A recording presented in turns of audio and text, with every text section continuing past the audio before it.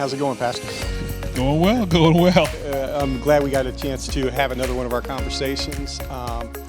We're doing it in a new environment. Usually we're sitting in your office or maybe on stage here, but we're going to do a little walking around today. Yep. A lot of this was your idea. Explain why we're taking it on tour today. Well, the reason that we're doing this is because I thought that some people in the congregation might want to know what we've been up to. You know, have we been getting ready for people to come back? How is coming back on what it's going to be like? You know, we already have some people who are coming anyway, who've been coming for a while now. But we know as a church we haven't officially tagged it as opening or whatever, but we never really closed down, to be honest. We've been having services. But I thought that the congregation would like to kind of hear some of the things we've been doing, what our perspective was, why we were doing those things that might be helpful for some people. And so that's why I thought maybe we should just walk around a little bit and talk about some of the physical changes in the church. Some of them they already know, they probably know about most of these already. But just to kind of see what we're doing, because things are different here from how things used to be 6 weeks ago. Right. And it's not just the worship service, as you know. Yeah, we were talking earlier about fellowship groups, and things there are not as we want, but we're still making contact with each other. We're still checking in on each other. We're still praying for one another. Weekly prayer meetings are different, but they're still going on.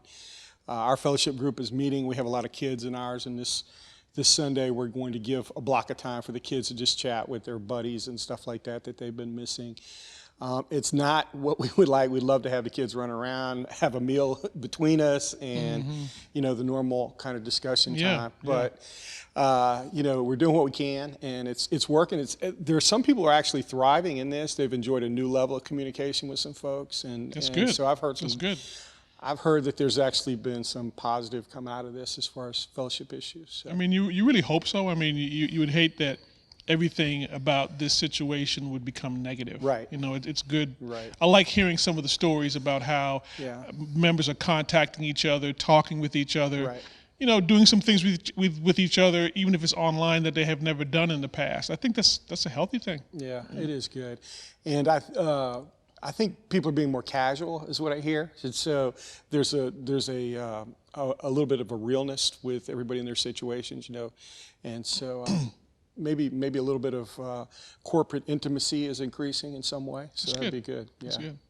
Well, let's take a little trip, man. Okay. Let's see what you got in here. I already see some things have changed. So So why don't you walk me through this? Yeah. So one of the things that I know I'm concerned about is when I walk into a place, I want to know where I can sit. Mm-hmm. So, I mean, I'd hate for people to come into church and kind of be hesitant, like, where should I sit? What should I do?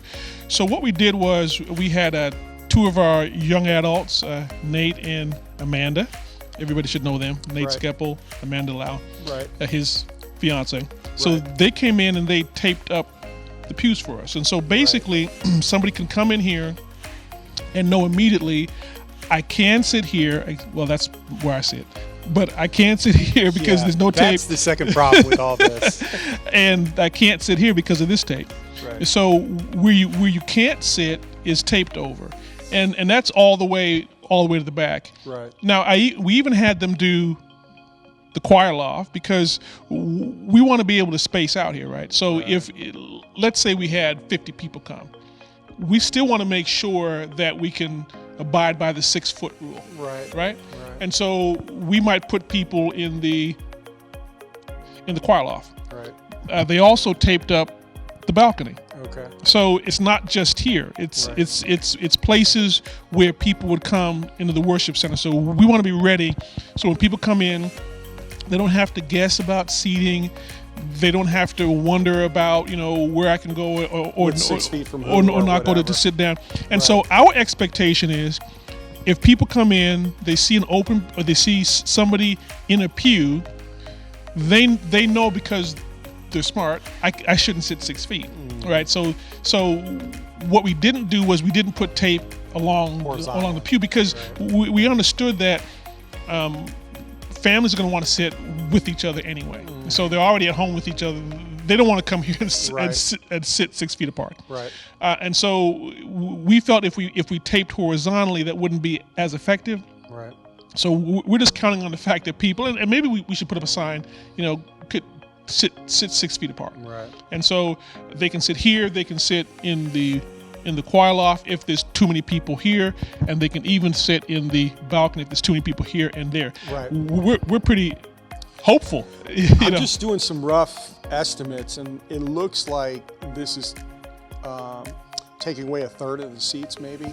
So we still have 2/3 capacity of the church, which is more than enough room for everybody. And so I don't think there's any reason to stay away from crowding or anything like that in that sense. I think you're right. And so that's the seating issue. And hopefully when people come in, again, they'll be able to see where they can sit immediately, sit down and enjoy the worship service. Something else that I know that the elders are concerned about is people coming into the service and having to touch the doors to come in. We've become highly sensitive to touch surfaces. Right. So, one of the things that we've talked about doing, and hopefully we'll either have that decided on or shortly, is either to just leave the door open, where people can just walk in on their own, or have somebody designated at the door to open up the door and to pull it open and to let people come in.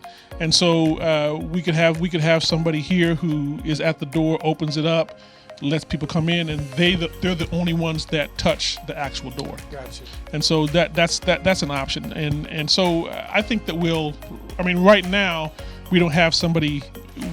Not everybody's back, obviously. So we don't have anybody officially designated to really do that. But by Sunday we would. Everything we see here is going to be here by Sunday, correct? Yeah, we don't know about the person opening up the door yet, but we can at least leave it open. You're right. On Sunday. Right. We don't have to close it until we start the worship service. Right.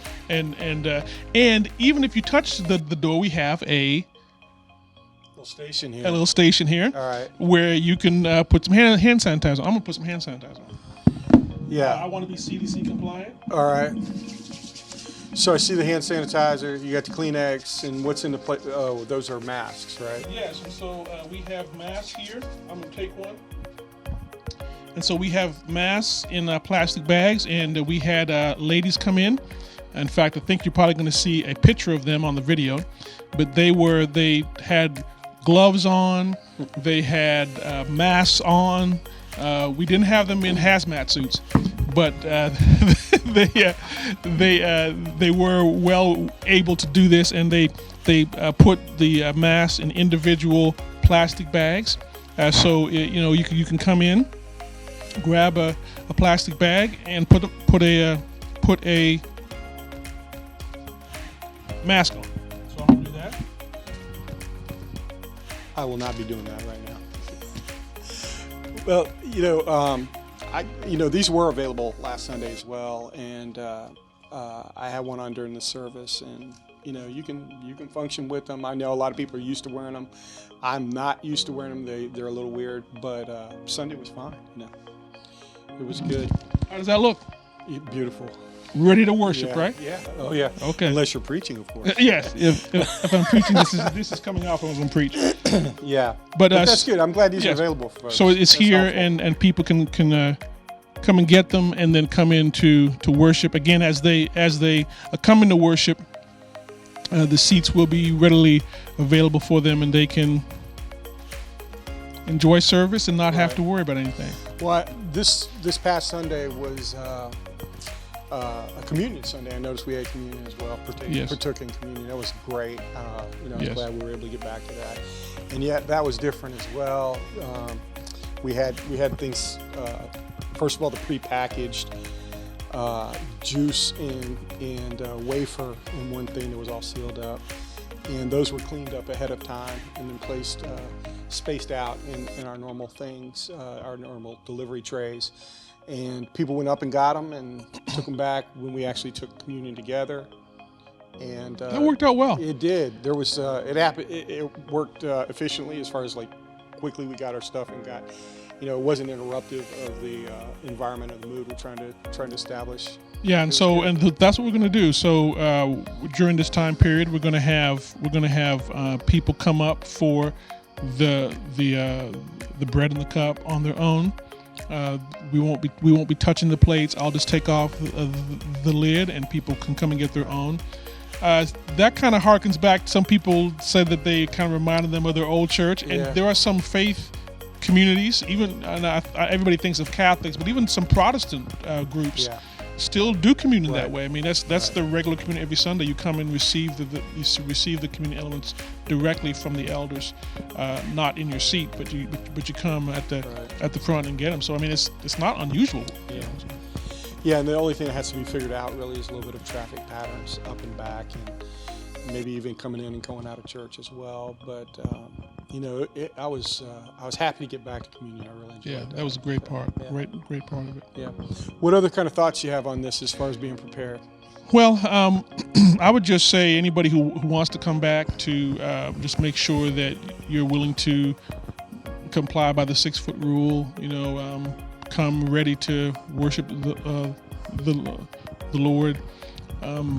I would say that I know this is a hard choice that some families have to make, and we're trying to be patient with everybody. We're not forcing anybody to come back, even when the large majority of the church comes back. I mean, we understand that individuals may not be ready to come back until some other time. Right. But we're going to continue to broadcast. We're going to continue to try to minister as long as we can in the online way that we have been. But I would encourage people to pray and make the decision for themselves. I mean, we're kind of in a time period right now where everybody seems to be making decisions for us. But some of us are not making decisions ourselves, what's best for us. And so this is a time for us to maybe to reevaluate where we presently are. Are we making the best decision for us? And maybe the best decision is coming back to our church. Maybe the best decision is staying at home. Only the individual can really make that. It's kind of interesting to watch everybody because I know every day a few more people make the decision to try to move back to what normality is, and small business owners are trying to figure out when to restart, and employees and all that kind of stuff. But it's also, you can tell people are getting tired of this, and I've seen pictures of people just flooding beaches where it's illegal to be on beaches and stuff like that. And so there's you see people reaching a little bit of stress points, juggling what is wise and what do we need to do is always difficult. And we said this in the beginning that as a church, as Christians, we want to be patient with everybody, as well as move in the direction of going back to church. And if you're not careful, you find yourself shaking your head at some people. Either these people came back way too early, or these people just stay at home and watching on TV when they should be in church. And you find yourself shaking your head at whatever group you're in, and that's really not what we want, not a Christian perspective on this. You're right. And that's pastorally one of my concerns, is that we just we let everybody figure out what's good for them, and we pray for each other along the way. That's good advice. That's good counsel. Anything else before we wrap up? That's it. Yeah, well, it's been good. It's been good to see how things are developing, how things are changing.